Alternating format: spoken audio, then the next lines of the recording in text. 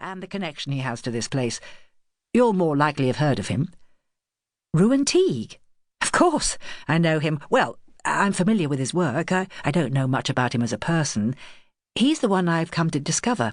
OK, not him exactly, but his paintings. You'll possibly know, then, that there's only the one Teague painting we recognise in there, but you might be lucky and discover some more for us. The man, Kit, glanced over at the house at the end of the driveway. Anyway, I'll not keep you any longer. I'll maybe see you later.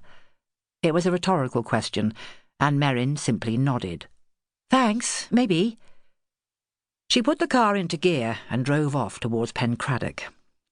She could do this, she really could. And Kit Penhaligon was, she remembered now, the man she'd been told to look out for. He'd apparently inherited the place with his brother, but Corin's name had floated out of her head as soon as she'd seen Kit standing there.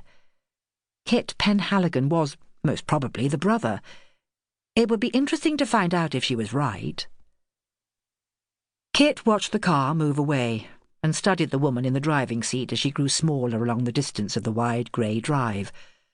Her long, fair hair was unruly, falling in waves halfway down her back.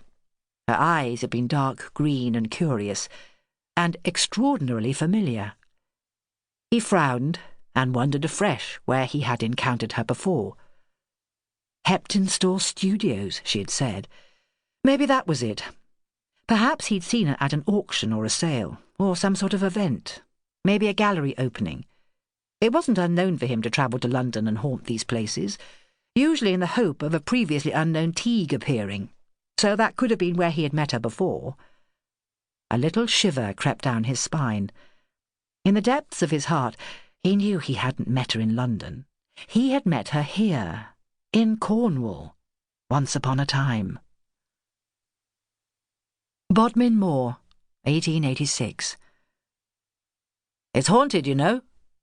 Alice Trelawney turned, startled as she heard the man's voice. He sounded amused and towered above her, silhouetted on a chestnut-brown horse.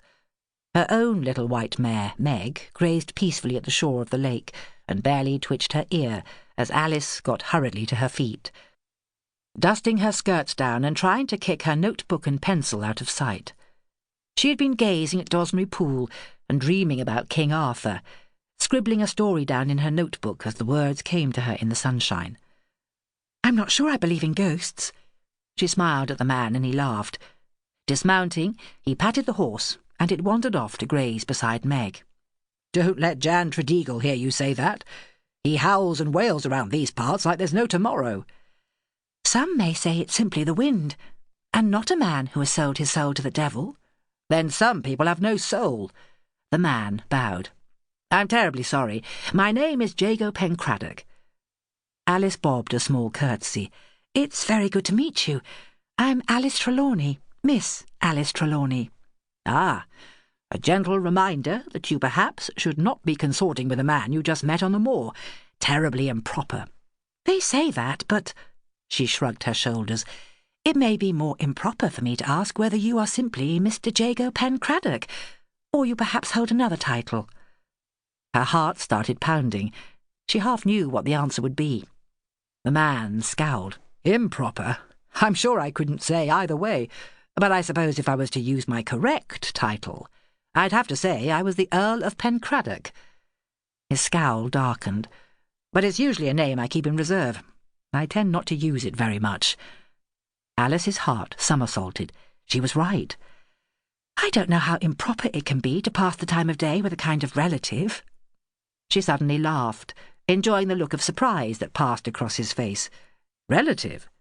But I would have thought I would have known if I was related to you, Miss Trelawney. You would have done, had I shared a surname with my cousin Zena. Now, surely you know her. Zena? He laughed. My brother's wife? Well, now, I have been away too long. He bowed, a low, sweeping bow. Then you will know from my brother Ellery, perhaps, that I have been in India for quite some time. I'm afraid I even missed the wedding. He frowned. Which means, of course, that I miss seeing you. And I miss seeing you. I had heard all about you, and was a little disappointed that this legendary gentleman was missing. Legendary? He smiled, and Alice couldn't look away from his sun-tanned face.